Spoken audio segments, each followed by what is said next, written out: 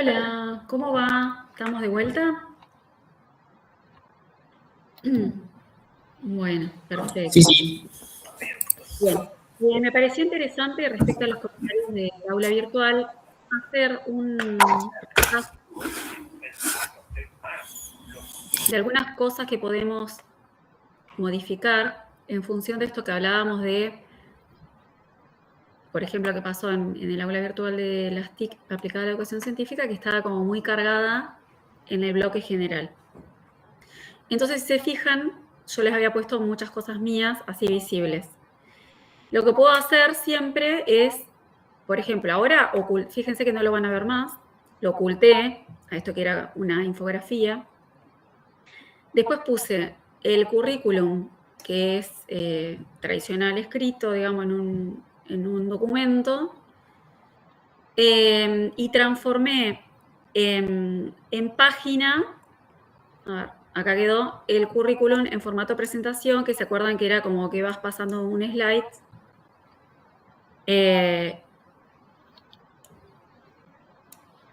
Lo voy moviendo a ver si me hace caso.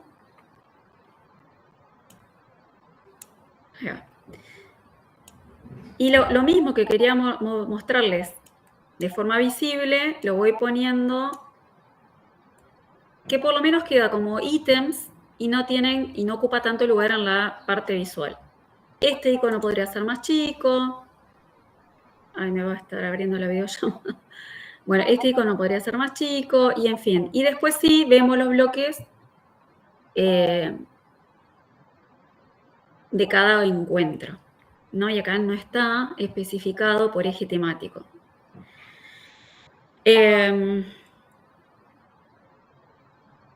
esa manera, digamos, podemos ir trabajando. Lo otro importante es que fíjense que acá, si ustedes recorren este espacio que nos propone siempre la plataforma, que es de recorrer el aula virtual, donde podemos ir al segundo encuentro, siempre va a quedar el bloque inicial y enseguida vamos a estar yendo al segundo encuentro.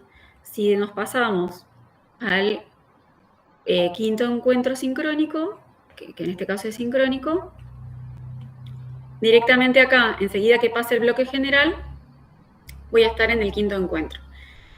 Otra cosa que pasa acá en esta aula para mejorar es que dice quinto encuentro sincrónico y no tiene, por ejemplo, un banner con un fondo en un color que me marque que empieza una cosa y termina otra. Solo está el nombre. Pero bueno, en realidad, generalmente lo hacemos de marcar que empieza un bloque, termina otro bloque, como para que el estudiante se sitúe un poco más. Aprovecho a preguntarles quiénes pudieron ver estas charlas de Rebeca Nijovic, donde habla, porque lo que vamos a abordar hoy es el tema de la evaluación, las herramientas que nos propone la plataforma. ¿Pudieron verlo? ¿Quién pudo ver estos videos?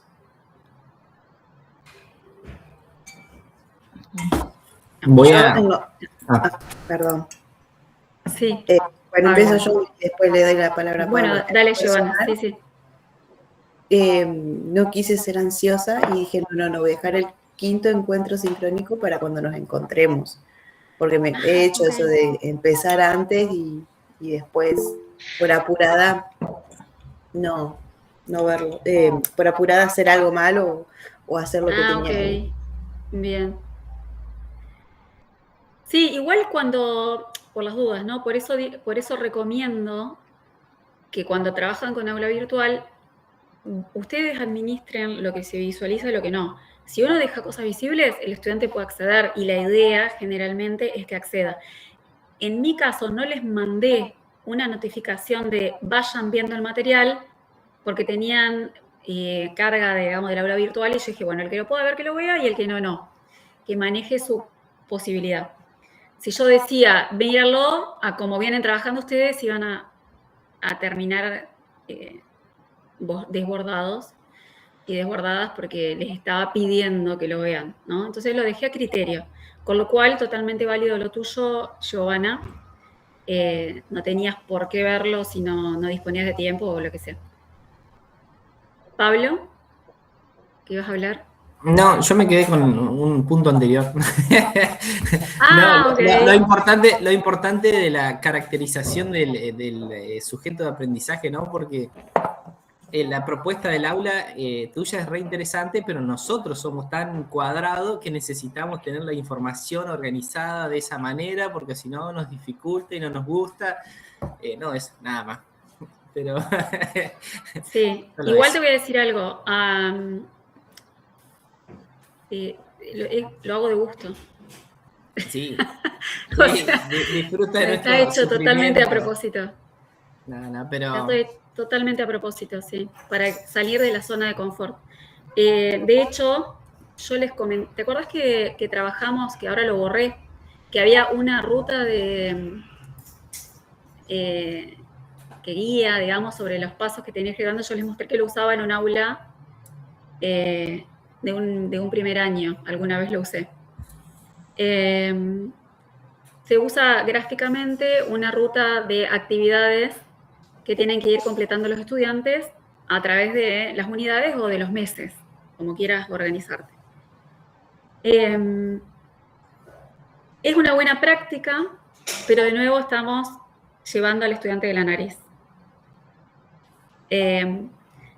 ¿Hace falta un cronograma? Sí, porque organiza claramente, nadie va a discutir eso.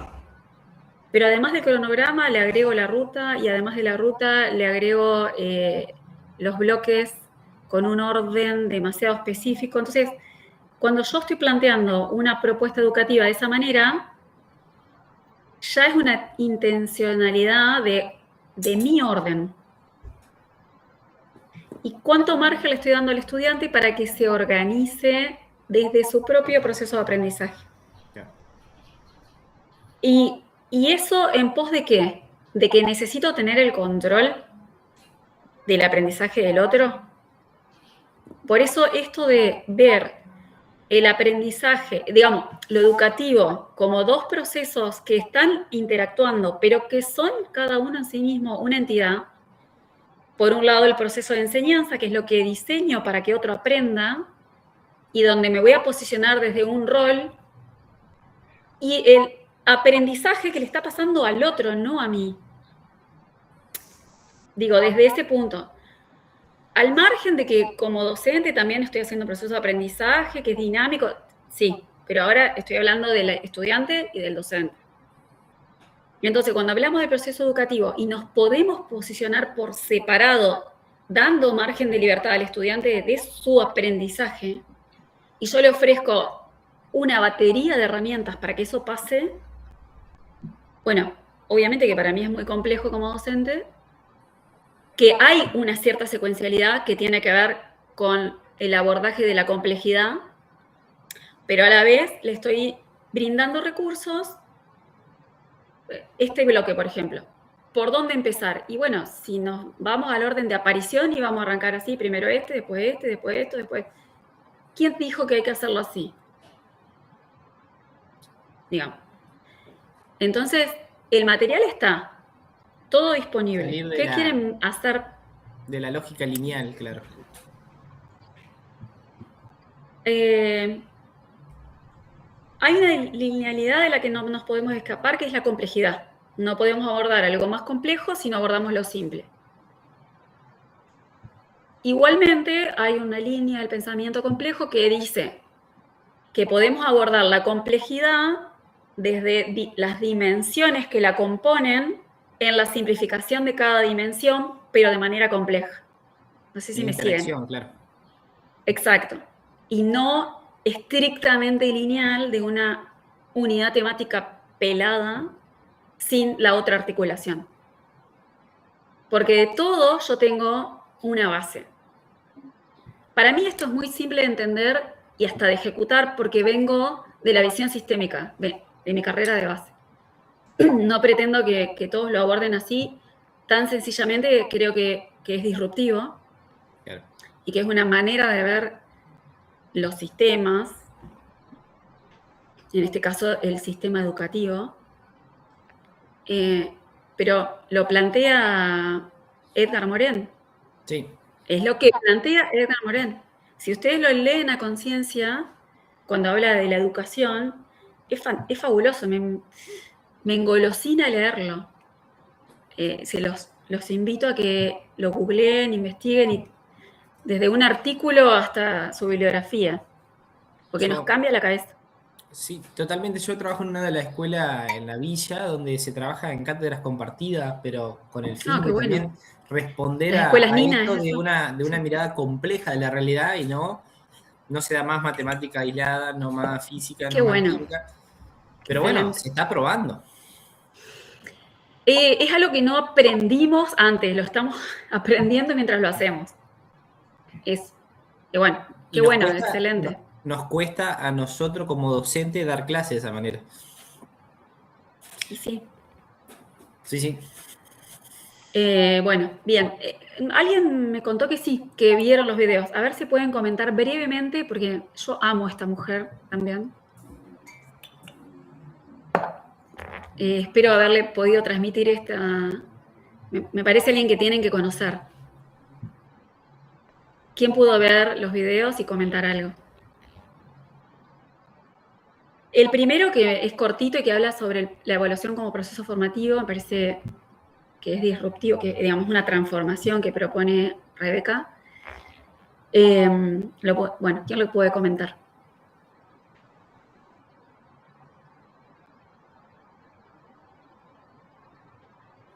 Alguien dijo que ya los había visto. Agustina, ¿los viste? No. ¿Vicky? Sí, yo los vi, pero hace bastante porque las sigo también. Ah, ok. Pero bueno, esta cuestión de la evaluación formativa y en proceso, o sea, no es algo nuevo, es algo que viene desde hace muchísimos años. Y esto también que vos decías, no es una cuestión que uno dice lo tradicional está bien, lo disruptivo o lo que no es lineal, digamos, esta cuestión de ir y venir, no es que tampoco esté mal. O sea, son miradas distintas de ver, de plantear el contenido de una materia, digamos. Y la evaluación formativa y en proceso es algo que viene desde hace muchísimo tiempo, solamente que esta crisis educativa que vos contabas hace un ratito, la pone de manifiesto más que nada a la evaluación numérica, a lo difícil que es evaluar por competencias y habilidades, y porque en sí el mismo sistema te exige un número final. Entonces es bastante complicado. Solo si el sistema te exige un número final y a la par un informe pedagógico. Y bueno, esto es lo que plantea Rebeca, pero no me acuerdo mucho los videos. Es la convivencia de dos cuestiones que incluso son antagónicas, ¿no? Pero para una beca yo necesito rankear al estudiante con un número, pero para la vida real necesito una persona capacitada en competencias que finalmente está habilitada o no está habilitada. Y pongámoslo en términos de un médico para hacerlo muy evidente. Bien, no sé quién había levantado. Ah, sí, Silvana. Sí, Ilvana, ¿cómo están? Ah, Bueno, Ilvana. sí, Pensé que había un error ahí. No, Ilvana, sí. Sí, yo también dejé todo lo del quinto encuentro para hoy, pero bueno, yo la conozco los materiales de la autora. Anijovic habla de un proceso de evaluación formativa como enfoque, y desde ese lugar ella como que nos invita a sentarnos al lado del estudiante, ¿no? Como para mirar todo ese proceso, ¿no?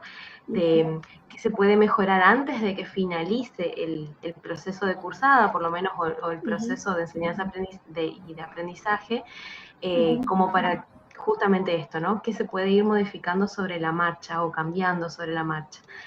Y también habla sobre esto de la evaluación para el aprendizaje, ¿no? Que nos sirve tanto a docentes como a estudiantes. Para el aprendizaje. Sí, sí.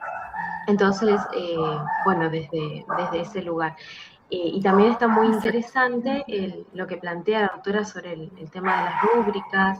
Ella en uno de sus libros habla sobre los distintos, que una rúbrica se construye con, si bien están los criterios, pero hay distintos niveles de desempeño y hay descriptores, ¿no? Y los descriptores son los que ahí, bueno, tenemos que describir de qué manera cada desempeño es, bueno, en cada nivel de desempeño, cómo es ese criterio, digamos, ¿no? Entonces... y el instrumento que va a permitir la evidencia. Eso, ¿no? Ir recolectando la evidencia de aprendizaje, y bueno, que es otro concepto que ella también trabaja. Así que bueno, yo también soy seguidora de la autora. Ella, bueno, la bibliografía de ella me sirvió para la tesis de maestría y también trabajo en didáctica general con sus libros, así que por ahí, bueno, mil disculpas, no revisé Quinto Encuentro porque también, bueno, quería terminar todo lo de los foros ayer y... Por supuesto. Sí. Pero bueno, eso es lo que puedo comentar a partir de lo que sé que la autora, bueno, a partir de sus libros me transmitió.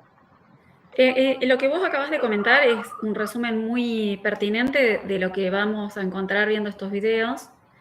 El segundo video, que es un episodio de un podcast, es muy interesante porque ahí ella lo aborda de una manera, bueno, como habla Rebeca, como escribe Rebeca, que la verdad te llega al hueso, porque tiene una manera de explicar las teorías y los enfoques muy tangible.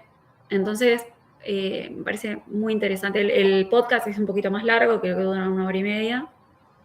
Pero bueno, me parece que vale la pena. No quería destinarle tiempo a ver los videos ahora, porque nos queda todo esto de abordarlo de la evaluación a través de rúbricas y del enfoque que esto corresponde, que con lo que se corresponde. Así que se los dejo para que se deleiten en algún momento.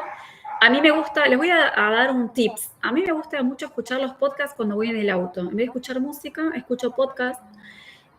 Así que bueno, pueden ir pasándolo en el Bluetooth mientras van andando, que es bastante interesante. Uno va escuchando mientras hace otra cosa. O por ahí mientras estoy cocinando, hago esos mix. Bueno, acá un par de lecturas que también abordan esta cuestión que vamos a ir viendo.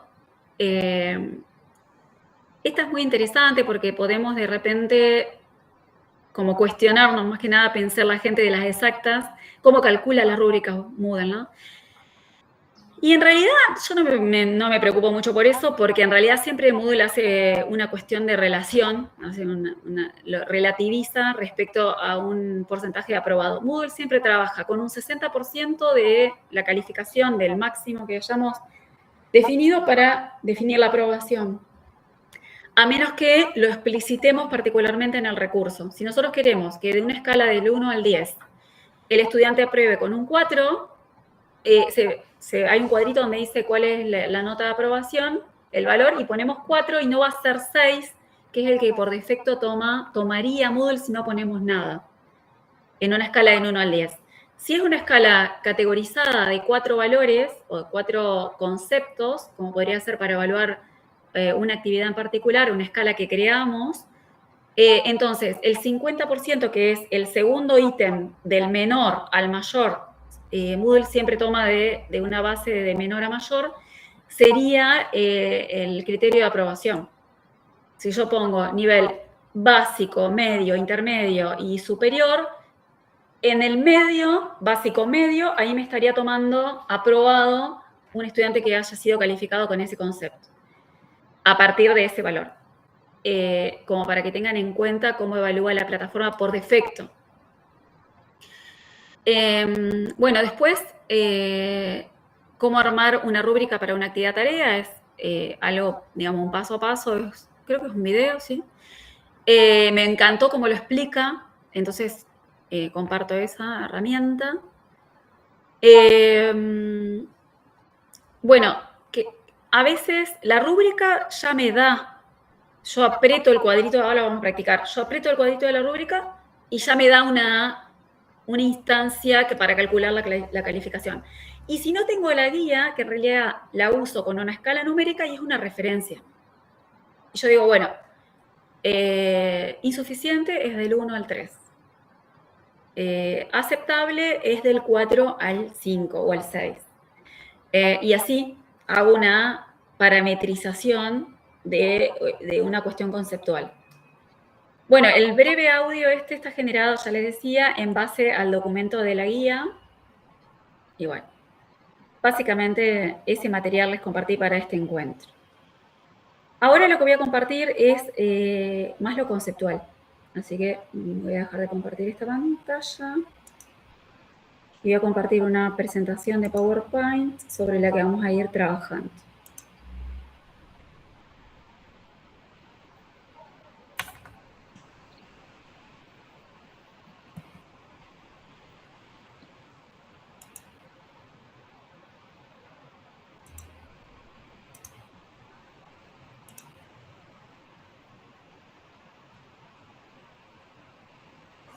Ok. Fíjense qué título más raro, ¿no? Pero bueno, si pudieron ver algo del material de Sergio Tobón, lo van a relacionar. Habla de cartografía educativa, y este concepto yo lo abordo desde él, desde este autor, y dice diseñando el mapa del talento como que buscamos despertar el talento de nuestros estudiantes. No nos quedamos con enseñar un contenido. Y esto me parece fuertísimo, ¿no? Porque es cambiar el foco de donde está puesto actualmente por ahí. Y más pensado en un estudiante para los desafíos del mundo actual, que plantea esto que mencionábamos antes de la crisis educativa. Nos quedamos cortos, aburrimos, es como que estamos fuera de época si seguimos con esta educación tradicional orientada a contenidos y a calificar un estadio de esos contenidos que puede llegar a recuperar al estudiante. Y Sergio Tobón aborda el tema de la evaluación, socioformativa, pero desde la teoría del desarrollo de competencias con un enfoque socioformativo. Es su tesis de doctorado y de investigación, y yo lo sigo hace bastante. En pandemia tuvimos la suerte que WADER FCIT lo convocó para una Meet, nos estuvo charlando él, yo no podía creer, creo que algunos de los que estamos acá lo podemos haber compartido. En particular lo recuerdo porque lo sigo a él desde hace mucho y me parece fascinante la forma también, así como Rebeca Anijovic, de llegarme por la simpleza y lo tangible de lo que nos están tratando de compartir desde el conocimiento. Básicamente con esto lo que queremos introducirnos es ya no hablar solo de calificar por el simple hecho de poner una nota, ¿no? Sino de permitir a nuestros estudiantes, ya sea a nivel medio o de nivel superior, desarrollar sus propios talentos desde la materia que nos toca. Para ello, diseñar rúbricas es un elemento que nos permite dar un paso cualitativo, un salto cualitativo en cómo estamos enfocándonos respecto de la evaluación y pensar desde otro lugar qué quiero que mis estudiantes logren. Y me quedan cortos los objetivos típicos, clásicos, que veníamos diseñando. Bueno, es una metodología didáctica que obviamente no estamos acostumbrados a, porque no la estudiamos, es nuevo a todo esto. Y básicamente lo que hace es esto, ¿no? De representar visualmente y compartir esto de la cooperación, de la integración del estudiante a este proceso fundamental, ¿no? Bien. Sí, seguimos.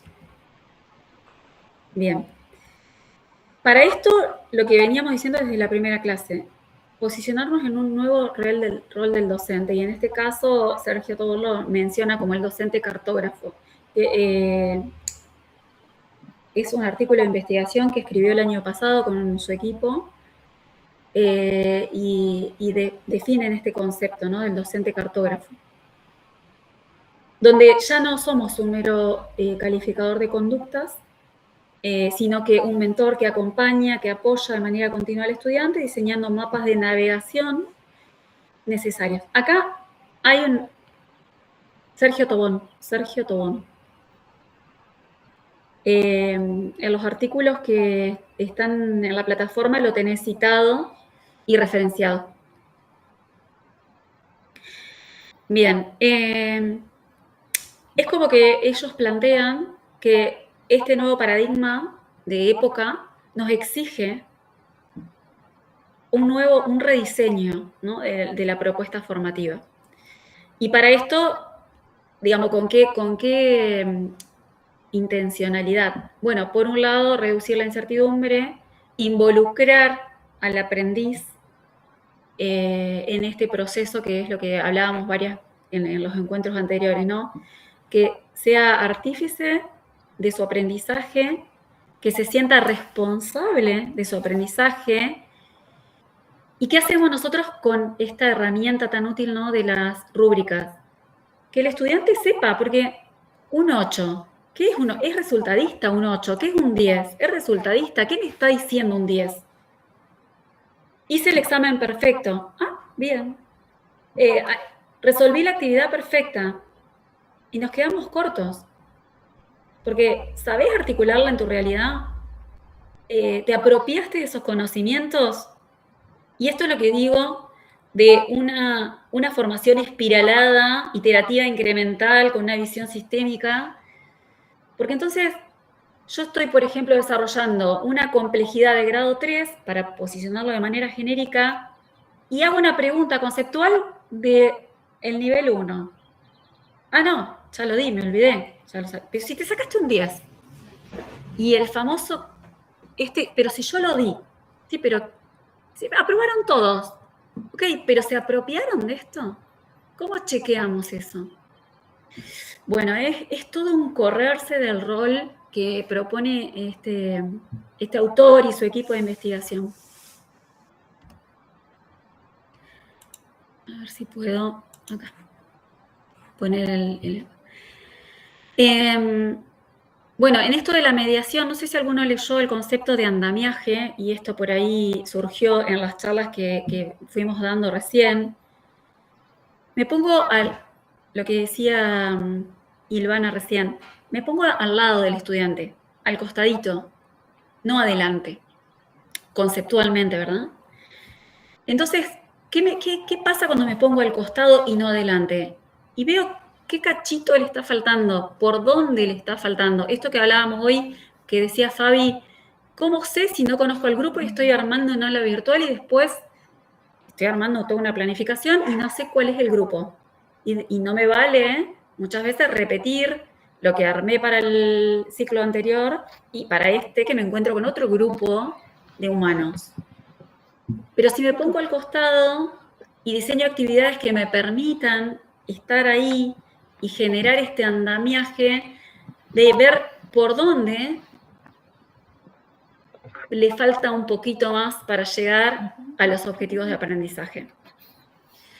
Bueno, entonces, como que, por ejemplo, ¿no?, una de las metodologías es la resolución de problemas de contexto, que es una metodología activa. ¿Cómo se enfoca hacia la evaluación socioformativa más fuertemente? Donde le permitimos al estudiante llegar a un nivel estratégico, bueno, más profundo del aprendizaje porque está siendo consciente. Hay distintas herramientas de implementar el proceso formativo para poder evaluarlo de manera integral. Y ahí se van complementando las metodologías activas con las propuestas evaluativas. Entonces acá un poco hace como que una comparación en una tablita que dice, bueno, si vamos a la evaluación conductual, tenemos objetivos aislados, hay premios, castigos, refuerzo, volver a estudiar, repetís. Por eso yo, cuando se hablaba de que no repiten los estudiantes, y digo, bueno, si lo tomamos literal, parece una aberración de la vida. Pero si lo tomamos en un contexto como proponen estos modelos socioformativos, no está nada loco. Digo, ¿por qué no tiene que repetir? Y porque me tengo que ocupar de ver qué le está faltando para que dé el paso. Y si es una cuestión madurativa, como pasa en la primaria, en una de esas no aprendió a leer en primer grado, pero aprende apenas empieza segundo. Y tenía sentido hacerlo repetir, y no sé cuánto daño social y de logro resultadista en pos de qué, si no todos tenemos el mismo ritmo y el sistema en realidad encasilla. Es profundo. Bueno, y el rol del docente, que califica, evalúa, entregame la tarea, nota. ¿Qué pasó ahí? ¿Qué proceso hay? Ninguno. De ahí tenemos que salir corriendo. Pasamos a una evaluación supuestamente constructivista, ¿no? Donde hay un enfoque en saberes, hay una consideración de los saberes previos, de los conocimientos previos y cómo se relacionan con los... ¿Eso pasa? ¿O decimos esto lo tenían que saber? ¿Hay realmente, nos decimos constructivistas, hay realmente un paso de lo que debería existir? Y si no existe, ¿cómo voy a avanzar? Bueno, arreglate. Y bueno, es lo que está pasando. Tenemos ahí una brecha laboral, digo, en el rol docente, que nos conflictúa. Bueno, la metodología debería ser la autorregulación y el interés del estudiante en la evaluación constructivista. Y el rol docente es una guía hacia el aprendizaje significativo. De acá, de este medio, fuertemente pasamos a lo que proponen ellos de la evaluación socioformativa, que es más integral, ¿no? Con problemas de contexto, muchas veces puede ser con un sesgo ético. La metodología, la autoevaluación, la coevaluación, la mejora continua, la socialización, APA, es transformar radicalmente lo que venimos generando. Quizás venimos mechando bocaditos de esto. Yo creo que sí, por lo que han estado comentando y el contacto que tengo con algunos de ustedes. Llevar nuestro proceso de evaluación, que todavía es conductual, a un espacio socioformativo, creo que es un trabajo en el que nos tenemos que sumergir. Y bueno, y fíjense el rol docente. Sí, Melis. Con todo esto que estás diciendo, yo creo que esta especialización en general tendría que no solo estar abocada para los docentes, sino para los que están en el Consejo General de Educación, en el Ministerio de Educación, porque el sistema, mirá, acabamos de salir de la jornada, el jueves tuve una jornada en mi secundaria, y nos exigieron que como docente mínimo teníamos que tener una nota del alumno, nota numérica del alumno, antes de que termine el trimestre, antes del integrador. Entonces, esto que vos hablas de la primaria, también veníamos relacionando qué pasa con la primaria y el secundario, que hay una brecha tan grande ahí. Está perfecto, o sea, a ver, y esto que vos decís de la educación socioformativa, el año pasado involucré, evalué en un curso de manera, con un problema contextualizado, pero me llevó tanto tiempo. A ver, fue espectacular, a los chicos sumamente les quedó, no se estudiaron el teorema de Pitágoras de memoria, estuvo muy bueno, pero eso hizo que yo una unidad del programa no la llegué a dar, perjudiqué a la docente que seguía.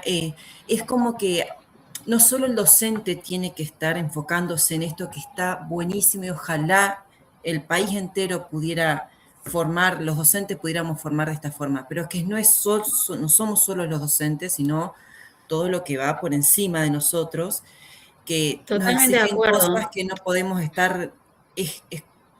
me encanta Mirá, esto, si vos lees, quiero hacerlo, pero lees es teoría del tan... currículum, no, pero si vos lees teoría del currículum, que me he formado e incluso he dado formación sobre eso, los cambios ocurren en el microcurrículum, ocurren en el aula.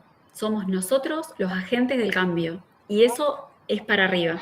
Hay una teoría del currículum que dice, que es la que conocemos, que va de arriba hacia abajo, desde las políticas a los planes de estudio, y nosotros bajamos. En el caso de las escuelas primarias y medias, más que nada las primarias, vos tenés un directivo que te dice esto hay que hacerlo así y te pide resultados. En la escuela secundaria, por ahí no te dicen tanto cómo hay que hacerlo, te dan alguna jornada institucional que te tiran lineamientos, pero vos tenés cierta libertad de cátedra y ahí hay que mandarle con todo, porque es ahí donde va a ocurrir la transformación. Ahora bien, el sistema educativo, ¿por qué dan tan mal los resultados PISA? Por eso, porque en el microcurrículum no está ocurriendo el cambio que evalúan las pruebas internacionales, porque no estamos alineados desde el Ministerio de Educación para abajo en acciones concretas con lo que definen estas pruebas internacionales que nos posicionan en un ranking cognitivo, ¿no? Entonces, docente, ya sea de escuela de media o de escuela secundaria, el directivo me pide una nota. Yo puedo transformar en una nota, porque puedo categorizar, como estaba hablando recién, y decirle, bueno, si un estudiante tuvo este logro en estos niveles y en estos criterios y estos niveles de aprendizaje, yo tengo una nota para dar. Puedo decir si es un estudiante de 6, de 8, porque hago una relativización numérica de algo mucho más complejo, ¿verdad? Y al sistema educativo que no evolucionó todavía, le doy una respuesta. La complejidad me toca a mí, como agente directo. Pero ¿que lo puedo hacer? Sí, claro que lo puedo hacer. No puedo seguir ese lineamiento que por un lado me va a decir dame un número y hace esto, cuando en realidad después hay una evaluación a nivel macro que no me da los resultados esperados. Entonces, nuestros estudiantes no saben interpretar un enunciado. ¿Quién se detiene a enseñar la interpretación de un enunciado? Bueno, lo estamos haciendo actualmente por una responsabilidad y una conciencia, pero hubo un momento donde eso escaló y se agrandó la brecha. Y digo, si no nos hacemos responsables de que fue responsabilidad de los que estamos en el aula con los estudiantes, estoy pasando la pelota. Cuando vos, Meli, decís, no di una unidad porque desarrollé de diferente manera el teorema de Pitágoras, y yo te digo, y Meli, pero a ver, y si repensás el teorema de Pitágoras aplicado y no te vas a dar el análisis, digamos, el recitado teórico del paso por paso del teorema, descartalo. ¿Quién necesita eso para la vida? Lo repienso. Vos que sos profesora de matemáticas y en el profesorado vas a estudiar eso como posta, digamos, como cualquier definición conceptual, pero en la práctica, para la vida, la persona que termina el secundario, ¿qué necesita realmente? ¿Conceptualizar la regla de 3 simple o saber usarla? Y si la sé usar, después la puedo conceptualizar, es probable que mejor. Y la pueda aplicar a distintos contextos. Y así con cada cuestión. Digo, una vez hice un curso con unos españoles que redefinían la forma de enseñar polígonos. Básicamente hacían foco en la metodología más que en el contenido, ¿no? Pero, no sé, creo que todos los que estamos acá aprendimos polígonos desde el rectángulo, desde el cuadrado, primero como figura base, que tiene que tener. Entonces, ¿cómo dibujo un cuadrado? Te doy el concepto. 4 lados iguales, 4 ángulos rectángulos. Ah, dibújalo. Chino básico. Y si empezamos al revés, ¿qué característica tiene esta figura? ¿A dónde la encontramos? ¿Por qué es importante que sea así? ¿Y qué pasa si le quito una regla? Y ahora los dos de los ángulos ya no son rectángulos. Y bueno, y así evoluciona en las distintas figuras y van dando una explicación en relación a lo más básico, el nivel más básico de complejidad. Entonces, es repensarnos cómo vamos a ir construyendo un nuevo aprendizaje para la vida real. El concepto de aprendizaje auténtico. ¿Quién se va a aprender un concepto de manera auténtica? Nadie. Va a entrar a fuerza por la memoria y la repetición. Pero ¿quién lo va a aprender de manera auténtica? Porque va a decir, che, qué bueno esto, posta, mirá la definición. Yo me mato enseñando la definición de sistemas de información, pero empiezo al revés. Empiezo desde cada uno de los componentes de la definición, porque es abstracta por donde la mires. Si no toco sistemas, no le puedo mostrar una manzana y le digo todo un sistema. Me va a decir, ah, es manzana. ¿Por qué va a ser sistema? En fin, cada uno desde su área de conocimiento le tiene que darle la vuelta y no estamos solos acá porque el mundo ya está pensando esto y ya está pensado. Así que hay que investigar y buscar. Los españoles tienen para hacer dulce del cambio de formato educativo. Casos, ejemplos. Y bueno, y en eso es la actividad final que van a hacer, porque a través de los recursos educativos abiertos es que accedemos a, bueno, no tenemos que inventar la rueda. Veamos cómo lo aplicamos a nuestra pequeña comunidad, cómo se adapta lo que ya el mundo viene pensando. De máxima llegar a un enfoque socioformativo, a una evaluación socioformativa, requiere un cambio en cómo estoy formando, claramente. Si no es hacer una ensalada agridulce y que con suerte salga bien. Yo digamos, a través de este curso, creo que vienen conociendo autores que los invito a que los sigan, a que vean los videos, a que lean lecturas, los últimos papers que están publicando porque están en actividad. Bueno, ya les he mencionado a Mariana Maggio, Karina León, Rebeca Nijovic, Sergio Tobón. No sé, con estos 4, con que ustedes se zambullan en estos 4 un rato, realmente van a acordarse de las cosas que venimos viendo y cuando usen tecnología para mediador, ya van a estar transformando su proceso de aprendizaje porque te moviliza. Te moviliza y vos decís, no puedo seguir haciendo lo mismo. Es increíble, pero real. Bien, espérenme un segundito que esto no me cambia. A ver, ahí, bien. Bueno, la teoría que desarrolla Tobón la pone en una escala, digamos, no numérica, sino de criterios más integrales de la evaluación. Entonces, en un primer escalón pone, bueno, un acercamiento a la claridad conceptual. Empieza a entender de qué estamos hablando el estudiante. En el segundo escalón le llama receptivo, que empieza a describir, a identificar, a manipular. Todo lo tenemos que llevar, digamos, esto es un nivel de abstracción que lo tenemos que llevar a nuestras áreas, ¿verdad? En un tercer escalón, resolutivo. Es capaz de resolver aplicando y ejecutando, comprobando. Ya en un cuarto escalón se vuelve autónomo, analiza, argumenta, infiere, evalúa, transfiere, podemos agregar. Y en un nivel estratégico ya es creativo, es transversal. Esto en un mismo proceso formativo.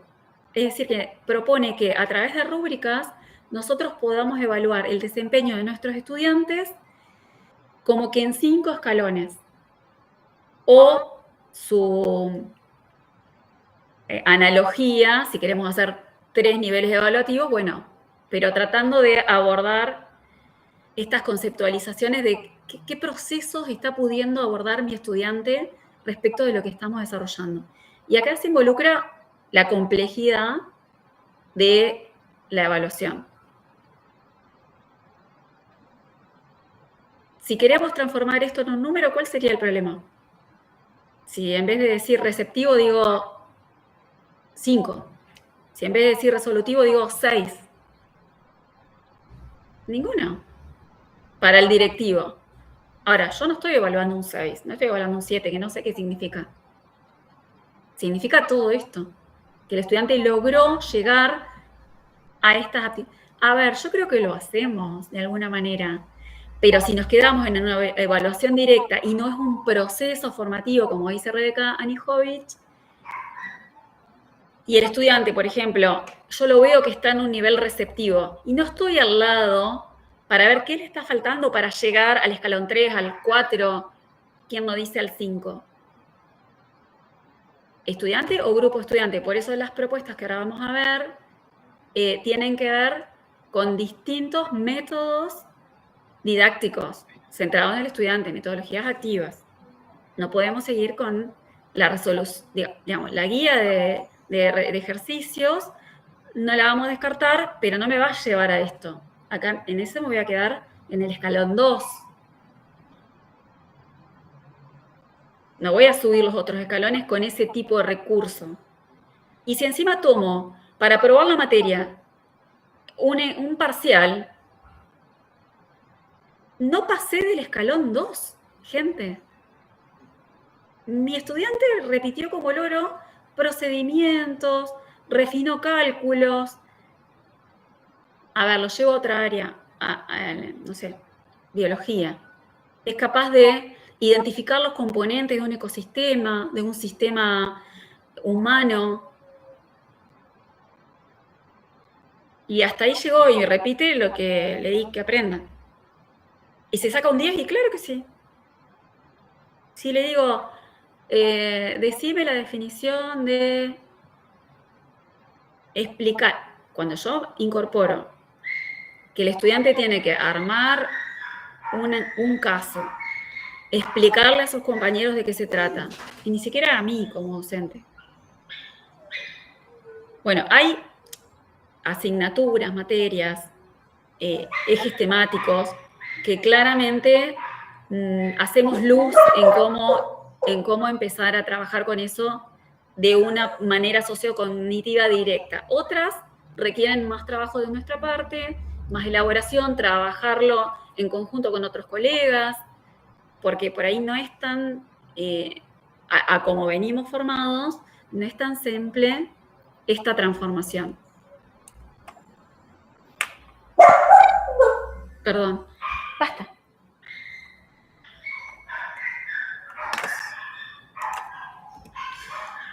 Bueno, las rúbricas yo supongo que todos las conocen. Un momentito.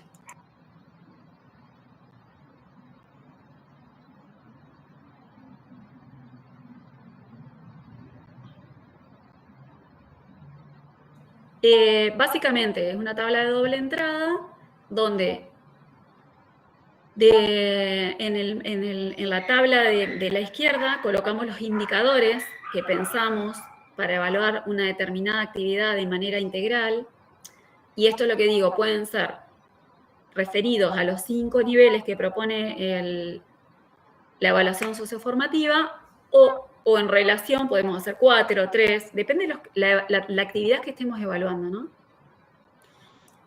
Y luego los niveles de la escala, digamos, que le vamos a dar. Si va a tener 3 niveles o 5 niveles, acá es donde podemos reflejar de una manera más representativa la evaluación socioformativa. Y en el medio los descriptores, ¿no? Que son las coordenadas exactas, los logros, la sugerencia, lo que sea.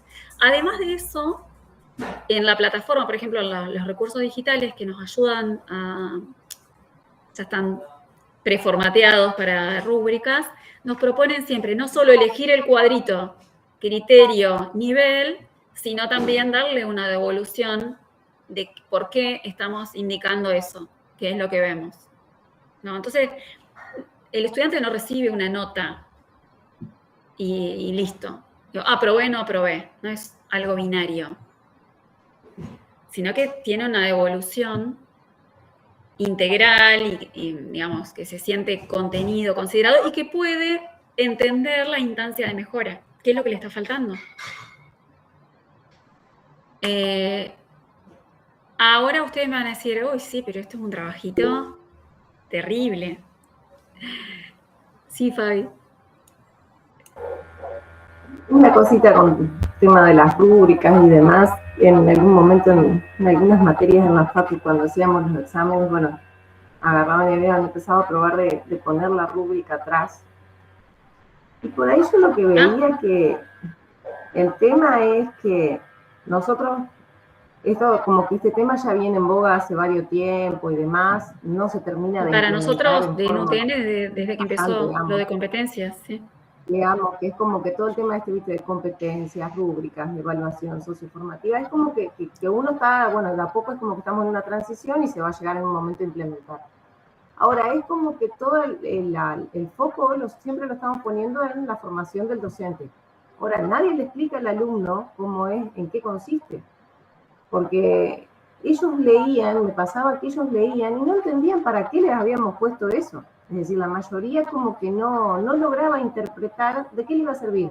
Y me acuerdo que las primeras veces es como que le prestaban atención. Ya después ni les interesaba. Lo único que les interesaba era saber si tenían 6 o 7 para regularizar o promocionar.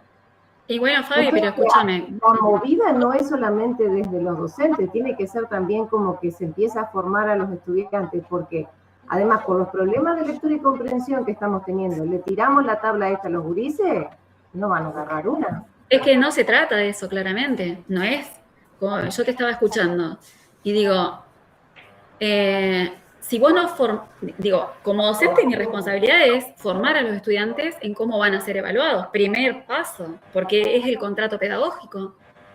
Digo, si ellos no van a ser como van a ser evaluados, mucho menos lo van a aceptar. Y nosotras que trabajamos en el ciclo básico, que es primero, segundo, tercer año, que vienen empapados de un secundario numérico referencial, exacto. ¿Por qué van a entender esto si entienden que es aprobado o desaprobado? O sea, a partir de qué nota estoy aprobado es lo único que te van a preguntar. ¿Y qué tengo que...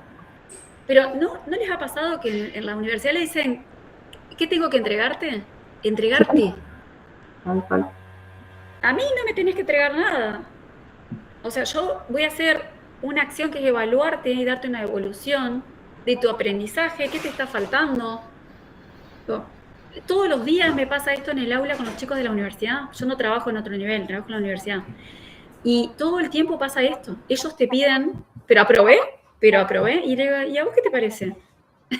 Sí, o mira la cantidad de veces. A mí ayer se me acercaban y me decían, ¿cuánto necesito para aprobar? No entendí. Solamente hubo un grupo que realmente me dijo, mira, profe, después venimos porque no tuvimos tiempo para estudiar, es decir, fueron directamente, ni se pusieron a hacer, porque era a carpeta abierta el trabajo. Ni siquiera lo intentaron porque me dijeron, si no estudiamos, es decir, más allá de que la carpeta esté abierta, esté cerrada, no estudiamos, entonces no tenía sentido ponerse a resolver. Ahora, si no estudiaste, ¿a qué te quedas? O especulando que trataba, y cuando entrega, y vos ahí te das cuenta y te dicen, ¿cuánto es lo que necesito para aprobar?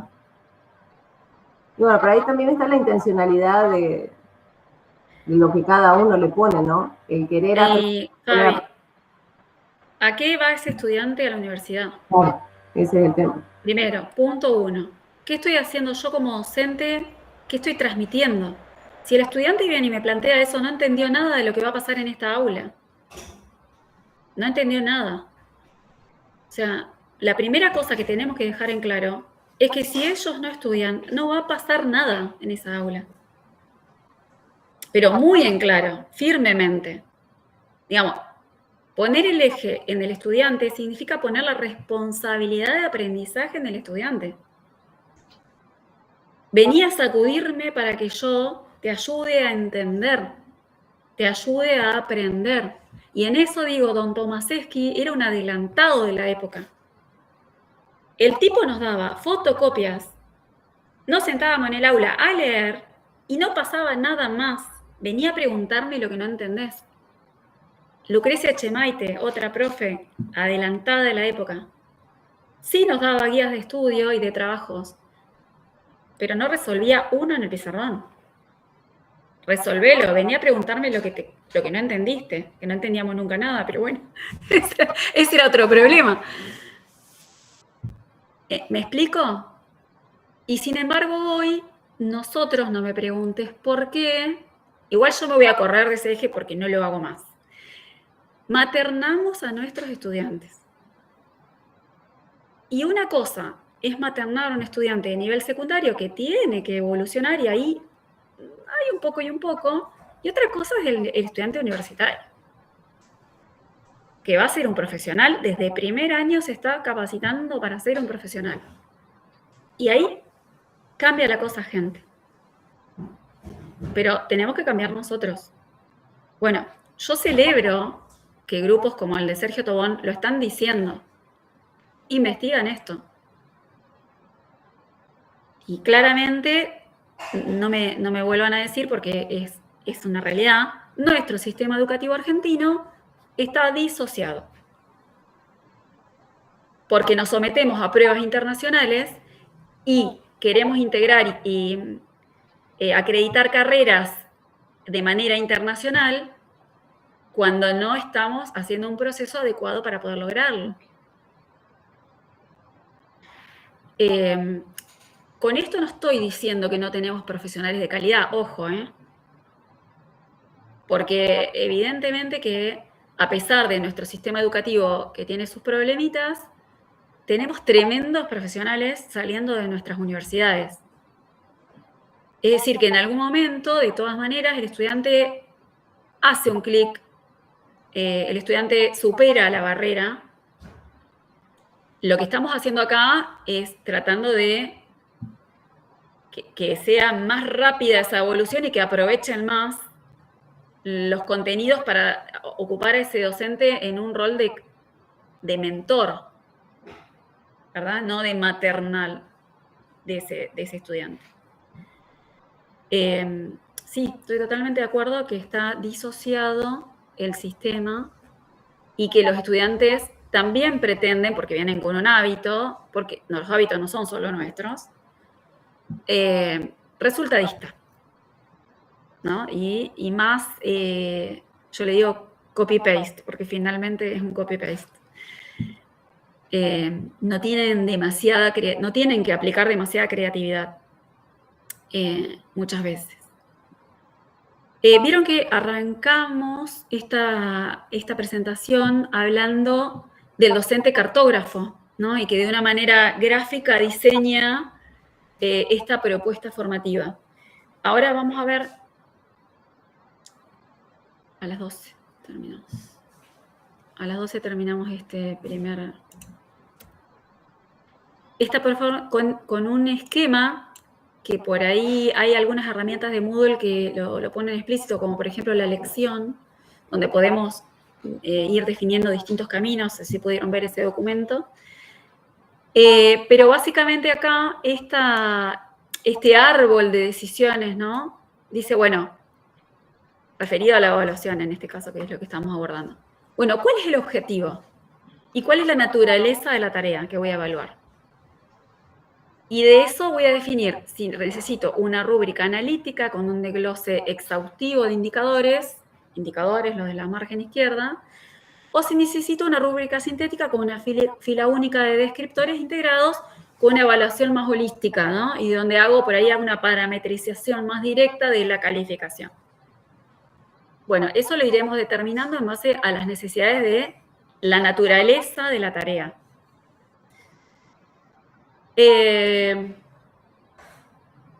Fíjense la diferencia entre una rúbrica analítica, que va a dar evidencia, donde requiere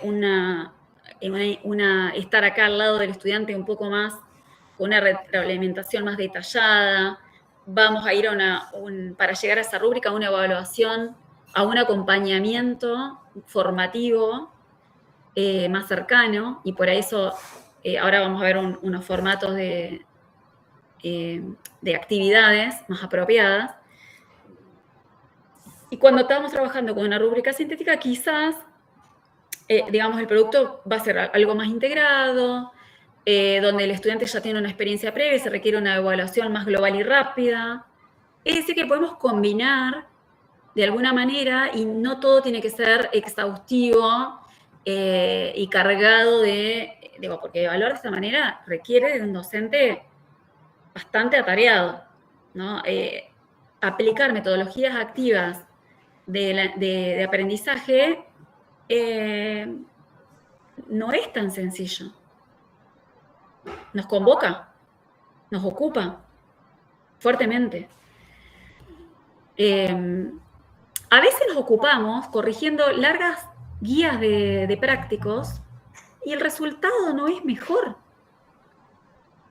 ¿Los pusimos a pensar en eso? Bueno, acá en distintos artículos de esta gente proponen, ¿no?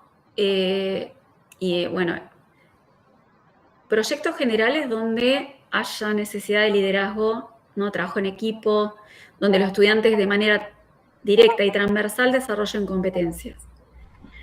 Y por ahí para distintos tipos de materias, como por ejemplo algunas más, como puede ser esto, ¿no? De ingeniería y sociedad, materias más integradoras, de prácticas,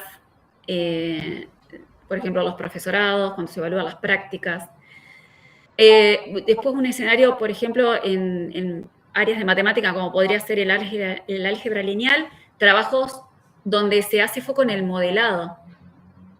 Y ahora vamos a ver cómo describe estos escenarios. En el caso de biología, la investigación ambiental, que se usa mucho estas actividades más integradoras, pero donde no lo ponemos al estudiante en un rol de investigar, incursionar. No le damos tanto, sácalo de acá. Le abrimos el panorama. Y ahí hay también que trabajar con toda una cuestión de la bibliografía no obligatoria, recomendada por la cátedra, que sería un símil obligatorio, o al menos de la que se nutre el docente, y otra bibliografía de referencia que podemos compartir como para abrir el panorama, pero entonces le estamos como que abriendo una gran puerta al estudiante. Anda a buscar a la biblioteca, anda a buscar a la web. Acá tenés algunas referencias, pero no nos limitamos a este autor. Y el escenario, por ejemplo, en química, podría ser de foros, de argumentación, como que plantea con excusas de distintos perfiles o ejes de temas, distintos posibles escenarios que incluso los podemos articular también.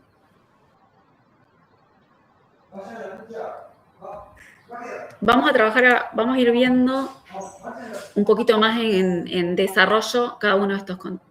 Un problema de contexto que sí vimos era un proyecto general, ¿no? Entonces, bueno, el reto, por ejemplo, podría ser un caso, ¿no? Continuo aumento de la contaminación ambiental y del calentamiento global en la comunidad. Si yo estuviera trabajando con un grupo de ingeniería y sociedad, bueno, ¿y qué hacemos con esto? Es primer año, por las dudas, les digo, en una carrera de ingeniería, esta materia. Un producto, un plan de acción. ¿Le estoy pidiendo algo que no pueden hacer porque es primer año? ¿No? ¿Por qué no? Pueden totalmente pensar un plan de acción. A medida que vayan evolucionando las materias, este mismo proyecto se puede ir complejizando. Fíjense además esto de lo que iterativo incremental si trabajáramos articuladamente. Bueno, y acá lo evalúa con los 5 niveles. Del primer nivel, que sería preformal, señala la importancia, puede tener una meta como equipo. En el nivel receptivo manipula la meta, propone cosas de otras personas, comprende las implicancias de la cuestión. En un nivel resolutivo elabora una meta a lograr, organiza un plan, por ejemplo. En el autónomo ya analiza y acuerda las metas con criterios de argumentación, buscando factibilidades. Bueno, y en un nivel estratégico lidera alguna acción sobre el tema concreto, generando contribuciones o proyectos concretos de acción.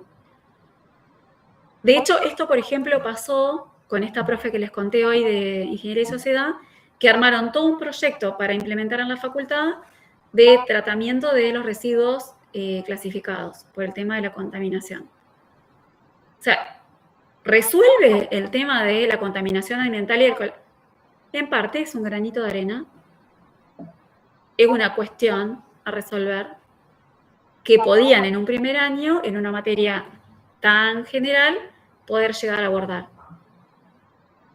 Y de acuerdo a los grupos, cómo se conformaron y cómo venían esos estudiantes, se dieron los distintos niveles. Se van a dar los distintos niveles. Ahora, ¿puedo transformar esto en una nota? Claramente. ¿Puedo hacer una escala de equivalencias?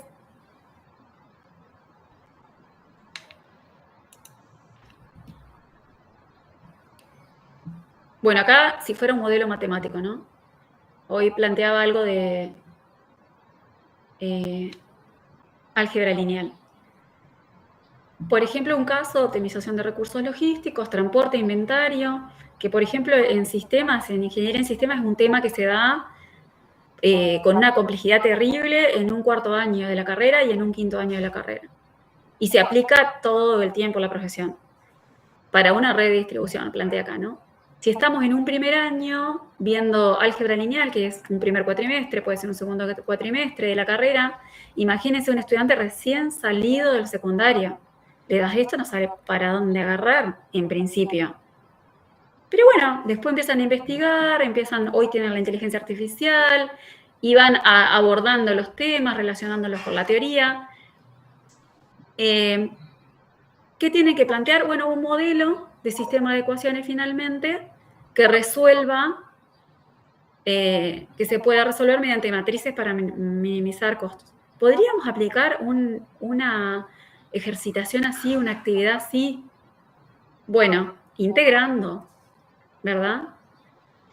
Y acá plantea, bueno, en un nivel preformal, bueno, repite algoritmos básicos, lo que sabe de matrices, y no puede aplicar el problema logístico, no lo puede relacionar, no logra, digamos, el objetivo. Un nivel receptivo que identifica variables, pero todavía también no puede plantear el problema.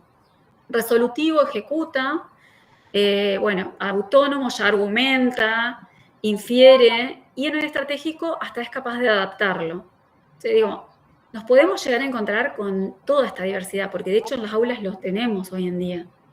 Hay chicos muy inquietos, muy curiosos, que van más allá de lo que uno brinda y nos interceptan. No es la masa, claramente.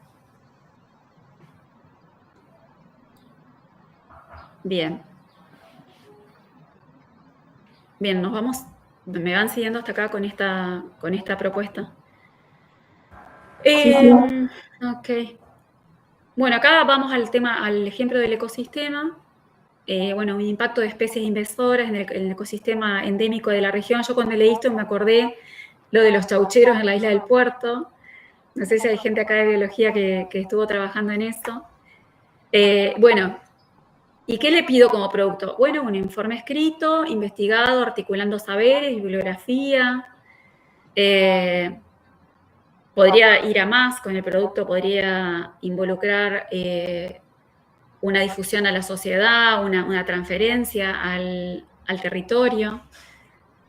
Y también lo mismo, ¿no? Vuelve a ponerlo en una evaluación acá de 5 escalones. Bueno, acá creo que hace 4, dibuja 5, pero describe 4 escalones, ¿no? No sé, lo aborda, lo comprende, lo cuestiona e innova. O sea, no se quedó con el informe, sino que me hace una propuesta de una app para concientizar o de una difusión a través de las redes. Bien. Y acá el de argumentación y réplica, que creo que era con algo de química. Bueno, entonces plantea el reto, y yo esta presentación se las voy a dejar ahí en el campus para que ustedes puedan analizarla y por qué no sacar ideas. En fin, no voy a aburrir con otra cosa. Cuestión que llegamos a lo que más me gusta de todo esto, ¿no? Que es, a ver, desde la metacognición, ¿para qué nos está sirviendo la rúbrica? Esto que el estudiante dice, bueno, ¿pero qué nota al final? Pero si yo no establecí el contacto pedagógico, no le expliqué qué estoy evaluando con la rúbrica, no es parte de esto. Es más, puedo redefinirla junto a mis estudiantes para hacerlos conscientes de su aprendizaje, que es un paso que no estamos dando nosotros como agentes educativos. Este es el gran paso que hay que dar y por eso está bueno como instrumentos también usar los portfolios como agentes evaluativos, como instrumentos evaluativos. Bueno, por un lado, esto, ¿no? Que el alumno recibe la rúbrica antes de iniciar una actividad, entonces puede saber a dónde tiene que llegar, a dónde puede llegar y qué es lo que le está faltando. Identifica fortalezas, debilidades, reflexiona sobre su desempeño y como docentes tenemos que dedicarle un tiempo a eso. Digamos, si no, ¿qué pasó? Le puse una nota y pasa el que sigue. Y no pude... pero di todos los contenidos que tenía que dar.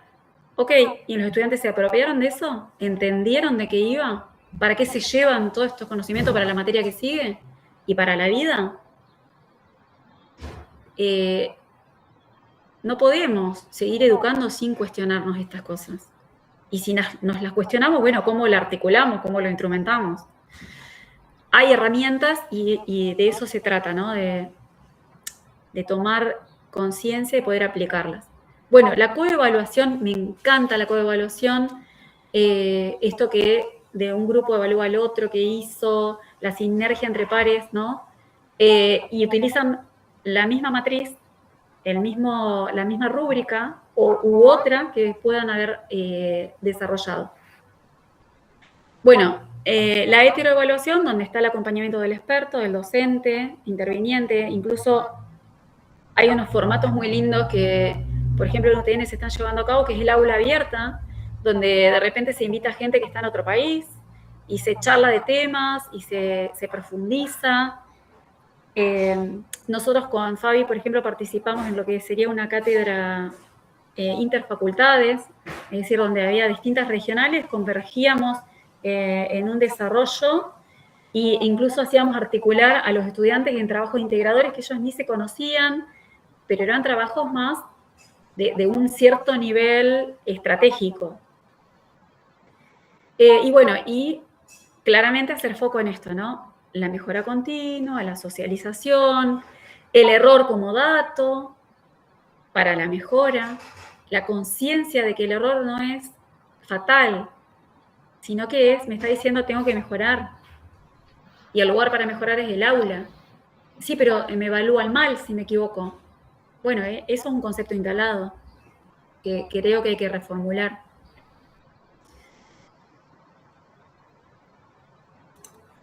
Última diapo. Los recursos digitales nos dan un soporte bastante interesante al momento de gestionar estas herramientas y disponerlas. Entonces, bueno, desde los LMS, que Moodle, por eso dije Blackboard, Canvas, para mí, entre comillas, que poseen ya motores de rúbrica integrados, donde podemos usar las rúbricas que vamos creando para cada actividad, reutilizarlas, vincular distintos recursos con el calificador. Y claramente, bueno, nos facilitan que automatizan un montón. Salvo aquellas que nosotros ponemos de texto corto o de desarrollo de ensayo, que le llama, en la plataforma, y tenemos que entrar, leerlas y ponerle la calificación para que después el sistema pondere con el resto. Bueno, herramientas especializadas, que ahora les voy a mostrar esta, por ejemplo, Rubistar está fantástica, que no solo que las podemos utilizar nosotros, sino que compartir para la creación y después las transportamos a la plataforma que estemos usando. Podemos usar bancos de rúbricas, podemos usar la inteligencia artificial que nos ayude a crear los criterios, digamos, para agilizar, porque si no, estamos 1000 horas haciendo todo. Hoy contamos con esta herramienta. Y acá, bueno, algunos beneficios de lo digital, ¿no? Muchas veces la retroalimentación instantánea, el alivio del trabajo para el docente, digitalizando los recursos. Rápidamente le llama mapa de calor, que podemos ver, entramos al calificador y podemos ver la situación de un estudiante en el desempeño de las actividades que fuimos desarrollando. Que bueno, obviamente a mano podemos hacer una planilla de cálculo y ir transcribiendo, que es lo que yo les dije al iniciar la clase, que eso es una tarea que yo la recomiendo seguir haciendo. Si bien la plataforma nos agiliza todo eso, pero por una cuestión de confiabilidad, nos conviene ir replicando en una planilla propia o descargando el calificador y listo. Y miren este concepto final, ¿no? Mejora continua asíncrona. Asíncrona. Mientras que nosotros planteamos todo esto, el estudiante va a sus tiempos también. Viendo cómo evolucionó. Vieron que el campus, si está configurado así, nos permite, por ejemplo, ver el porcentaje que vamos logrando del curso que estamos haciendo. Y eso en relación a las actividades que vamos completando y las que el docente definió como que teníamos que ir viendo. Entonces, como que también es una guía, un mensaje subliminar, digo yo, que nos va dando de cómo estamos respecto a la completitud de una trayectoria. Bueno, un poco hasta acá la parte más teórica que quería compartir respecto a lo de las rúbricas.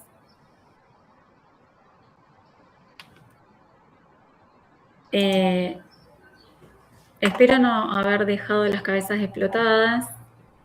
En realidad, si bien está resumido y en base a este autor que me encanta tanto, Sergio Tobón, no es disruptivo ni diciente de lo que dice Rebeca Nijovic o Mariana Maggio, no diciente de un enfoque constructivista, reprogramado, transformado en un socio constructivista, que es la teoría de Tobón y su equipo. Y creo que es tangible con lo que cada uno percibimos, creo que es la razón por la que estamos acá, ¿no? Que nos está faltando algo y queremos buscarlo, encontrarlo. Bueno, no sé, les doy la palabra a ustedes antes de cerrar la clase de este encuentro a la mañana.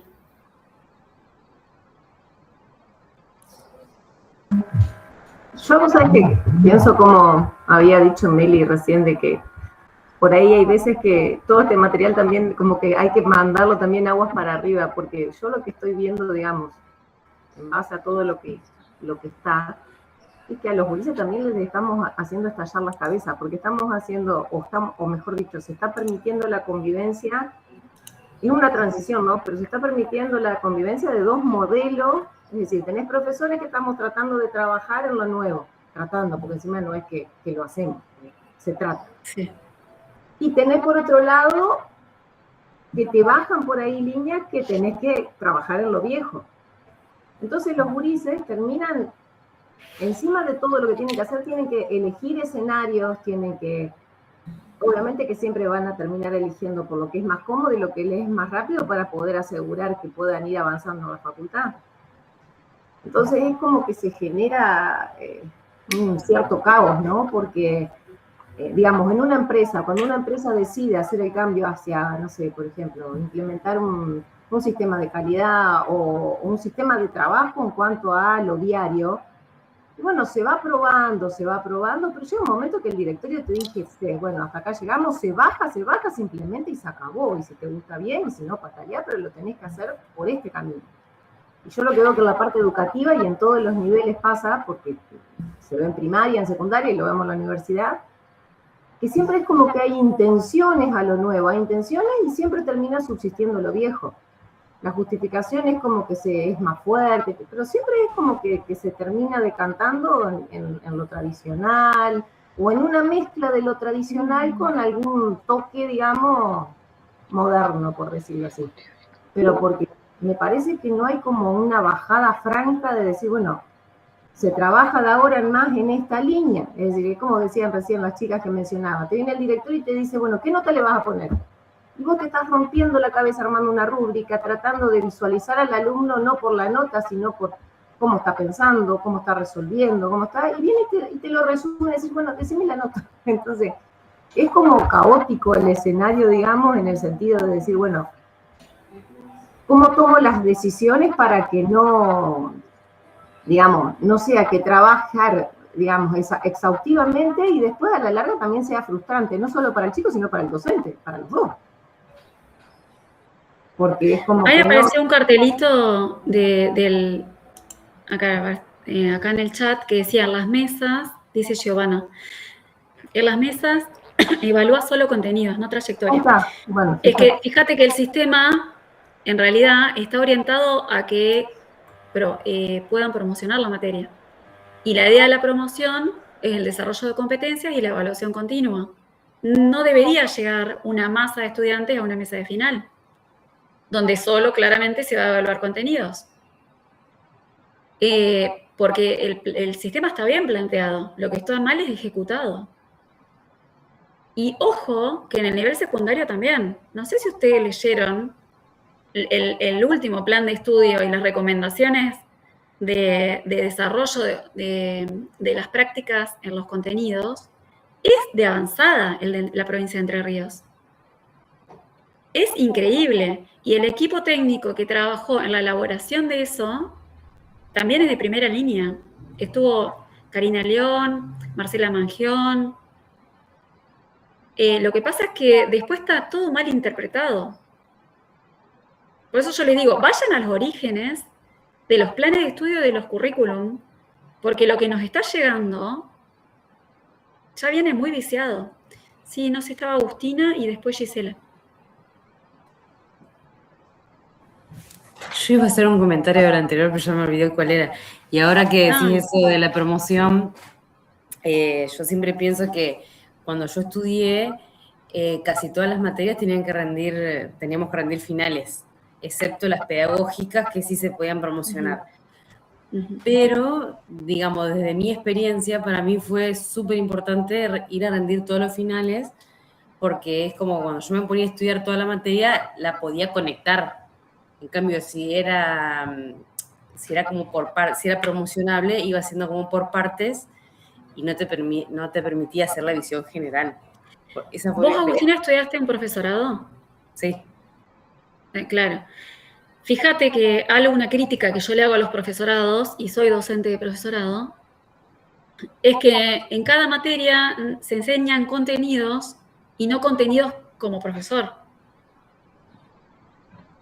Y está pasando, y lo charlo con mis estudiantes del profesorado de cuarto año.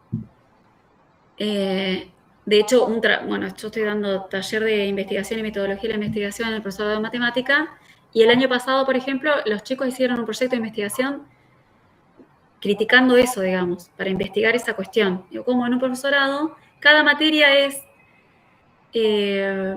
atómica de sus contenidos, y no está orientada, y jamás mencionan, bueno, ¿cómo enseñarías esto que estás aprendiendo?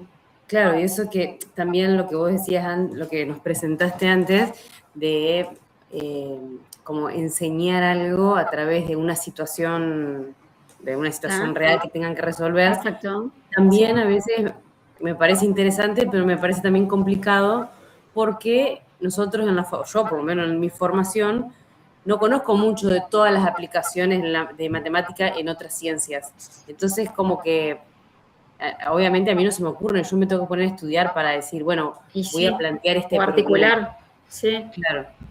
Sí, y a veces articular con otro es medio complicado. ¿Vos sos profe de matemática? Sí. Claro. Igual entiendo que pasan todos los profesorados, digamos. Pero bueno, es como está, creo que los profesorados es lo más, y eso que es formador de formadores, es lo menos actualizado que están los currículum respecto a todas estas teorías, y entonces quedamos disociados. Por ejemplo, yo quería en algún momento participar de las ferias de ciencias. Sí. Porque tengo o sea, mi papá, digamos, que él participaba antes y siempre me empuja para que lo haga, pero es como que yo no tengo tanta formación como para ponerme a pensar en un súper problema para que los chicos lleven a feria de ciencia. Me tengo que poner a estudiar. Y por ahí no tengo como el tiempo, los recursos, no sé. No, literal, sí, tal cual. Es una problemática real. Es una lástima. Para mí por eso queda todo achatado, porque bueno, hacemos lo que podemos. Muchas veces. Gisela, ¿vos qué querías aportar? Sí, no, yo iba a decir lo que después había escrito también Giovanna, que en realidad nos pasa eso, en el secundario sobre todo pasa un montón que nos dicen, bueno, hay que evaluar al alumno en su contexto, en lo conductual, en cómo se relaciona con los compañeros, en el respeto en la clase. Ahora, el chico no aprueba porque no cumple con todo eso y después va a una mesa de examen, rinde un examen súper tradicional y pasa la materia. Entonces, todo lo que yo esperaba que aprendiera en el año no lo aprendió y pasó igual. Entonces, ahí es donde siempre es este choque entre lo que se dice que deberíamos hacer, pero después que el sistema dice que evalúes de otra forma. Y también pasa... iba a decir otra cosa y bueno, ya se me fue, perdón. Me olvidé. Ahora me olvidé. Iba a decir otra cosa más y me olvidé. Es como comentamos antes, ¿no? Cuando dice el chico no tiene que repetir, ¿por qué no tiene que repetir? Porque tiene que haber un trabajo diferente. Sí, Giovanna. Perdón, me acordé. Sí. Lo que quería decir es, esto que vos decías, de que hay un montón de profesionales capaz de la hostia que diseñan desde un escritorio un montón de cosas para lo que debemos hacer los docentes en el aula, yo creo que a eso muchas veces les falta aula, porque las escuelas hoy están atravesadas por un montón de emergentes y son muy dispares ciertas escuelas públicas a ciertas escuelas privadas, a ciertas escuelas de acuerdo a la zona en la que se encuentran. Entonces, hay un montón de cosas que suenan precioso y que deberíamos poder los docentes hacer, y después te llegás al aula y te encontrás con otras realidades. Entonces uno termina haciendo como puede y a veces caes en lo tradicional, quizá, cuando vos... ¿Por qué? Porque porque te queda menos tiempo, por un montón de cosas. Entonces me parece que es mucho más grande y estructural que ese microcurrículum que un docente puede quizás trabajar en el aula. Y ahí es donde la sensación que tenemos los docentes es que siempre somos los que tendríamos que ser los agentes de cambio, pero el sistema no permite que podamos ser esos agentes de cambio. Y después somos los juzgados de, bueno, esto no se logró porque el docente no pudo hacer lo que debía hacer en el aula. Entonces, yo creo que es mucho más amplio y complejo. Pero, perdón, Giovanna, te tomo un ratito, ya te doy. Pero no se logra igual, porque aunque vos hayas hecho lo que se suponía que tenías que hacer, si lo que hiciste fue meter a presión contenidos, no lograste nada. Y el año que viene los chicos no saben nada. O sea, eso está comprobado ya. Entonces, como que nos vamos autoconstruyendo una presión que no es real. Y mismo, si existe un docente de un año siguiente que dice, che, no enseñaste, yo ni le contesto. Porque no pasa porque yo enseñe, pasa porque aprenden. Y si yo voy, ahí de hoy, en las escuelas vos tenés reuniones de áreas. Claro, pero las perfecto, escuelas pero tenés hay que reuniones de áreas y tenés que articular con el anterior, Es lo con que el te digo. siguiente. Entonces, Está tergiversado. Si ustedes van a las fuentes del CGE, los materiales que hay son de primera línea. A ver, no hay más que entrar al portal Educar cuando estuvo en su mejor auge, que ves unos materiales terribles, fantásticos. ¿Y por qué no los usamos? Si ni siquiera los tenemos que pensar, están hasta integrados. Pero hay que ponerse una camiseta de defender ese lugar y de transformar mi espacio de trabajo. Que claro que digamos que requiere de nosotros un esfuerzo, un posicionamiento, pero yo me ubico con el respaldo. Digo, con el respaldo de que del material que está en el CGE, la provincia de Entre Ríos tiene unos portales.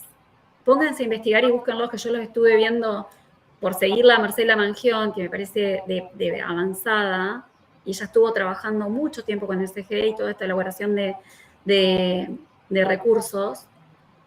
Es increíble lo que hay, y no baja eso al territorio.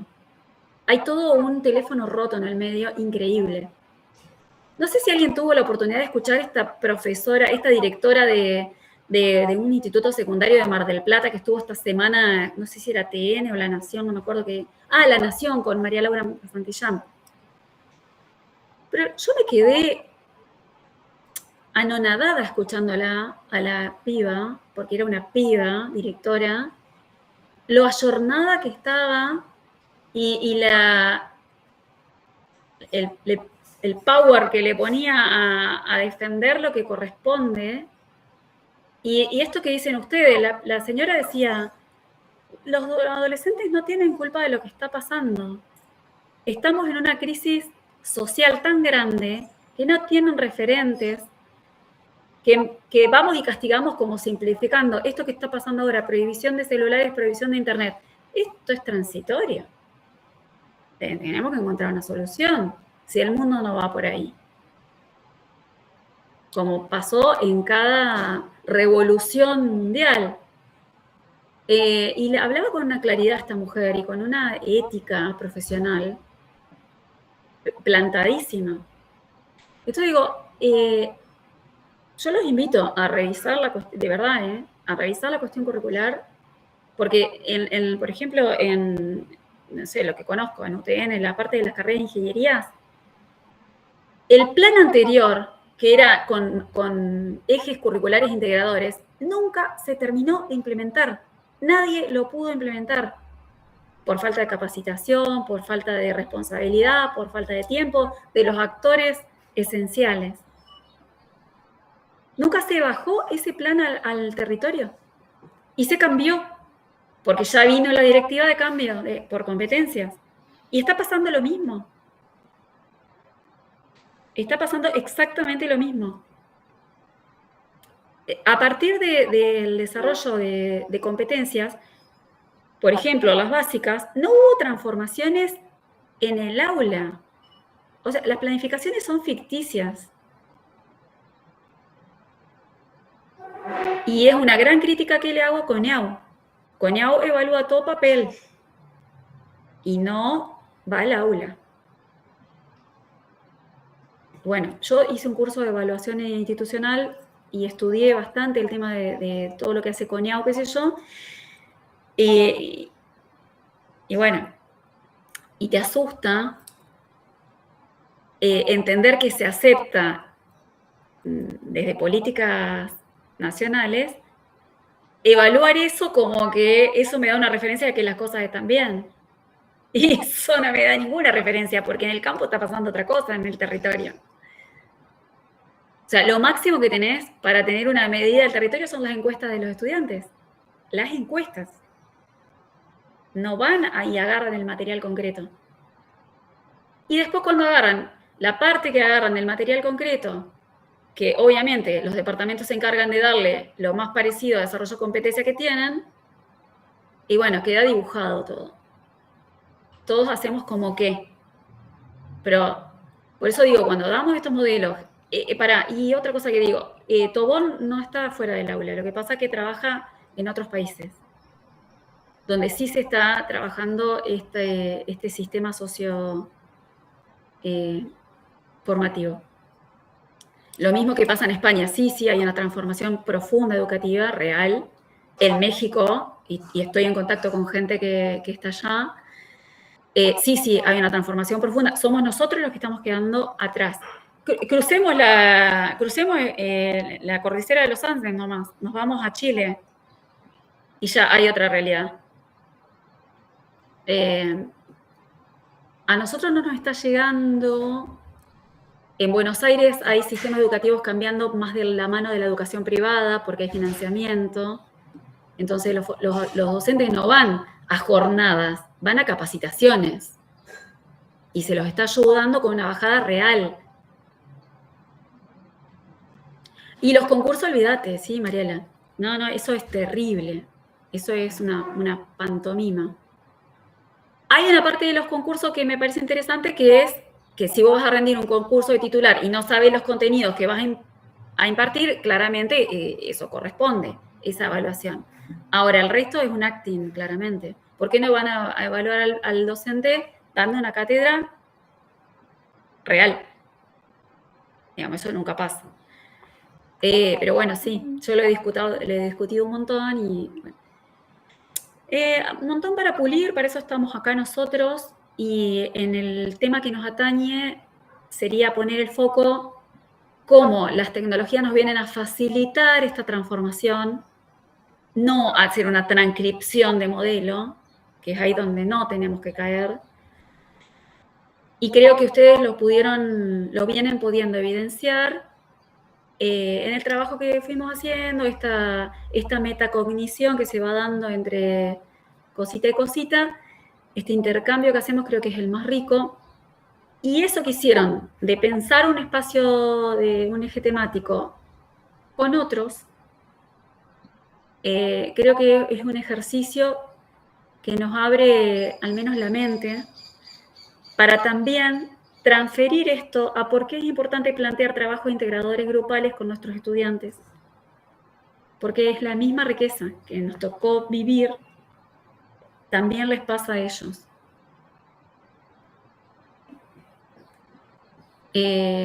Bueno, estamos en horario, cortaríamos esta primera parte.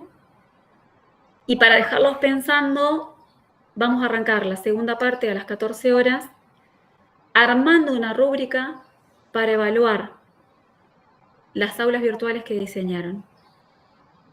No la tenían a esa, así que vamos al revés, vamos de atrás. Con ese trabajo vamos a arrancar. Así que bueno, los dejo. Muchas gracias por este espacio y nos vemos a las 2 en mayo. Una consulta. ¿Lo de la rúbrica es grupal también? Sí, la rúbrica vamos a hacerla así, de la siguiente manera, para que sea más eficiente. Nos reunimos en los grupos que fuimos a las aulas virtuales, en las Meet que ya tenemos armadas, para que cada uno haga una propuesta de criterios y niveles. Perfecto. Y después vemos qué coincidió o qué no, en qué nos matamos a piñas. Nos vemos. Dale. Hasta luego. Santiago, qué buena jugada. Sí. Bueno, nos vemos, gente. Gracias. Bueno, nos encontramos a las 14. Dale.